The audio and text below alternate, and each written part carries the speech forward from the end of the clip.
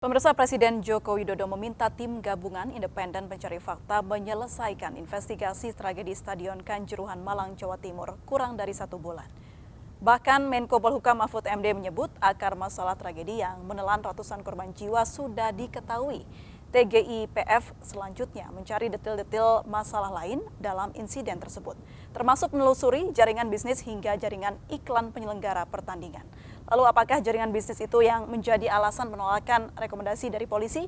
Sudah bersama kami yaitu Ketua Asosiasi Provinsi PSSI Jawa Timur, Pak Ahmad Riyad, peneliti Institute for Security and Strategic Studies, Pak Bambang Rukminto, dan peneliti Lembaga Pendidikan Ekonomi dan Masyarakat Universitas Indonesia, Muhammad Dian Revindo. Selamat sore Bapak-Bapak. Sore. Baik, saya ke Pak Bambang Rukminto terlebih dahulu. Pak Bambang, ini ratusan jiwa melayang akibat kepanikan tembakan gas air mata. Apakah ini menjadi tanggung jawab polisi sebagai pihak keamanan pertandingan, Pak? Ya, memang menjadi problem keamanan ya. Ini dan kepolisian ini adalah penanggung jawab keamanan bukan hanya dalam event, tetapi juga penanggung jawab keamanan seluruh wilayah. Kapolres Malang ini adalah penanggung jawab pelaksanaan keamanan dalam event itu sendiri, karena memang dalam event ini tentunya Kapolres Malang berada di lapangan. Sementara Kapolda Jawa Timur ini adalah penanggung jawab keamanan ketertiban masyarakat di seluruh wilayah Jawa Timur. Makanya ketika kemudian muncul terjadi 125 orang meninggal dalam event ini, saya meminta dua-duanya segera dicopot dari jabatannya sebagai pertanggungjawaban institusi kepada publik yang sudah menerima musibah saat ini, seperti itu. Polres sudah dicopot, kurang ya Pak ya, harus Polda juga menurut Anda? Ya, Kapolda saya kira mengetahui ya proses perencanaan pengamanan dalam event ini. Event pertandingan ini bukan event kecil antar kota gitu saja, tapi ini event yang sangat besar sekali.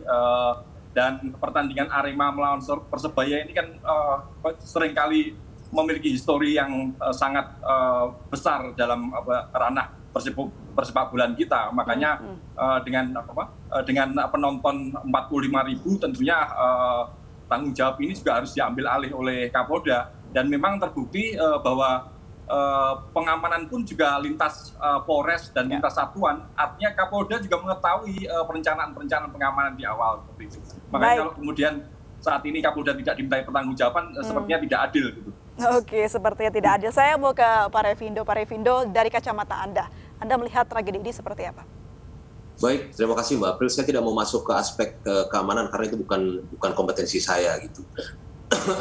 Pertama tentu kita berbelasungkawa atas tragedi ini, dan berapapun nilai ekonomi yang hilang nanti dari tindakan atau rekomendasi yang diberikan gitu, itu tidak bisa ditukar dengan nyawa gitu. Oleh karena itu, ke depan harus ada solusi yang lebih permanen untuk model bisnis sepak bola, terutama klub dan kompetisi kita. Salah satu yang kita bisa gali adalah bagaimana klub ke depan lebih banyak mendapatkan income-nya itu dari aktivitas hiburan televisi dan saluran digital. Kalau selama ini klub banyak mengandalkan perputaran uang di stadion, itu pelan-pelan bisa digeser. Kenapa? Karena sebetulnya sebelum pandemi atau dalam kondisi normal, memang perputaran uang di saluran digital dan TV itu lebih besar. Catatan saya, misalnya di tontonan stadion untuk tiket, untuk penonton transportasi datang dan pulang dari stadion, untuk makan minum, untuk merchandise itu sekitar 650 miliar.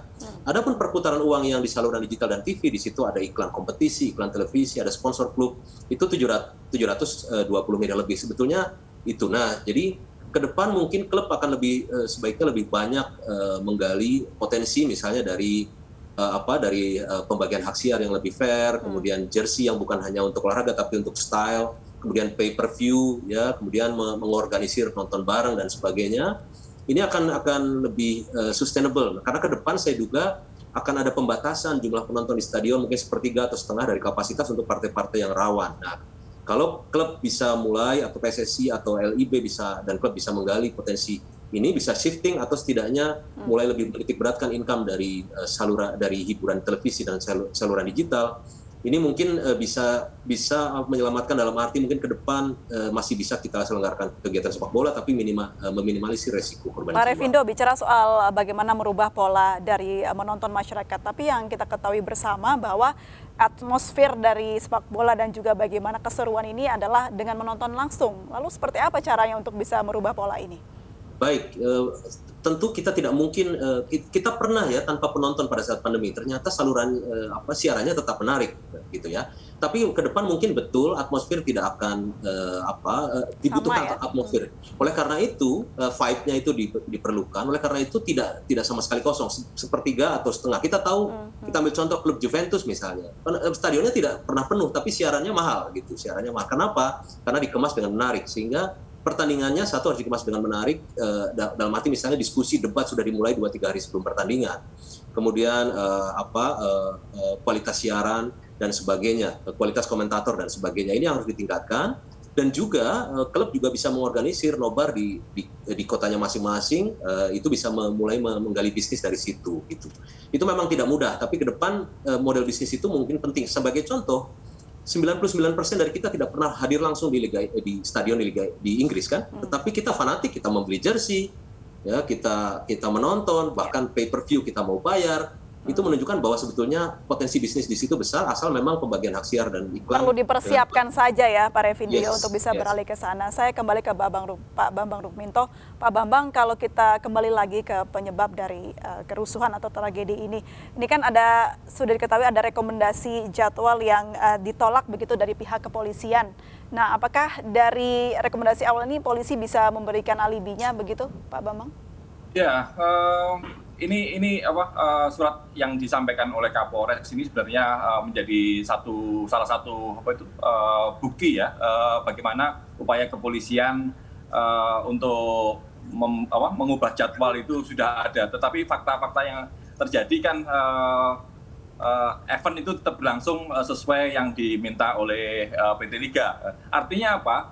Kapolda sebagai pemegang otoritas ini sebenarnya memiliki hak veto untuk membatalkan event itu bila kemudian ada perkiraan keadaan insiden, kemudian perkiraan ancaman-ancaman yang terkait yang memunculkan insiden. Makanya kalau kemudian itu dijadikan alibi, tentunya sangat jauh sekali dan sangat lemah gitu loh. Makanya kita tetap mendorong pertanggungjawaban pihak kepolisian dalam hal ini seperti itu. Baik, tapi kalau menurut kacamata besar Anda secara melihat ini secara menyeluruh dari pihak penyelenggara, yaitu mungkin keamanannya dari pihak kepolisian, tapi juga banyak visual yang beredar adanya tindakan anarkis dari oknum penonton begitu yang membuat jadi suasana atau keadaan menjadi tidak baik begitu, Pak Bambang. Ini seperti apa? Ya gini, fanatisme supporter itu terjadi di mana-mana. Aremania ini merupakan supporter yang sudah sangat solid meskipun di dalamnya banyak faksi-faksi, kelompok-kelompok. Ada yang cenderung anarkis, tapi lebih banyak yang lebih sopan dan tertib gitu loh. Kalau kemudian terjadi insiden-insiden, itu hal yang sudah lumrah terjadi. Di mana-mana insiden itu seringkali terjadi. Hanya saja bagaimana sistem pengamanan di lapangan ini harus dipersiapkan lebih detail sehingga bisa melakukan pencegahan-pencegahan. Ketika melihat tayangan-tayangan video amatir terkait ada upaya supporter yang masuk ke lapangan, ini pun juga sebenarnya bisa dicegah dengan melokalisir insiden gitu.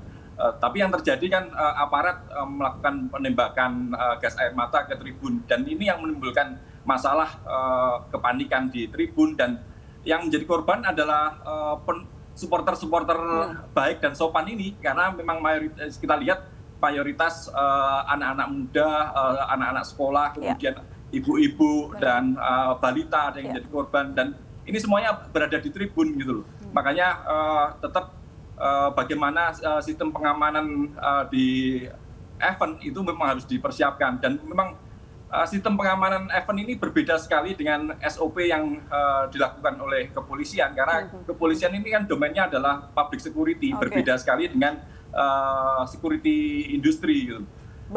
yang seharusnya mengelola keamanan di dalam sebuah stadion. Baik, kalau bicara soal mitigasi keamanan begitu yang harus dipunya oleh penyelenggara, tadi Pak Revindo menyarankan agar sepertiga sajalah begitu, tidak usah full begitu. Apakah ada jaminan jika ada pengurangan penonton ini situasi akan kondusif?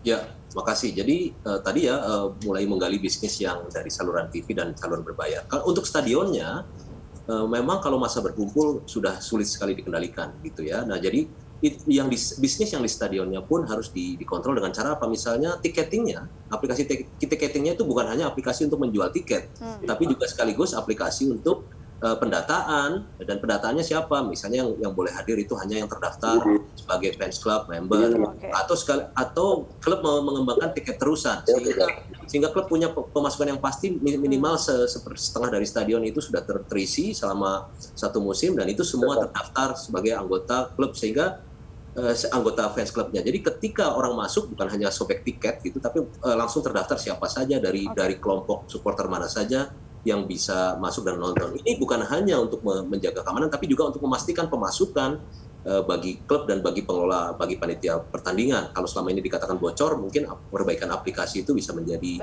bisa ya Pak Revindo itu dilakukan di tengah mayoritas masyarakat kita masih tidak terlalu awam begitu dengan internet dan juga bagaimana sistem ini berjalan. Tapi jangan dijawab dulu Pak Revindo, kita harus jeda terlebih dahulu. Tetap bersama kami di MNC News Now.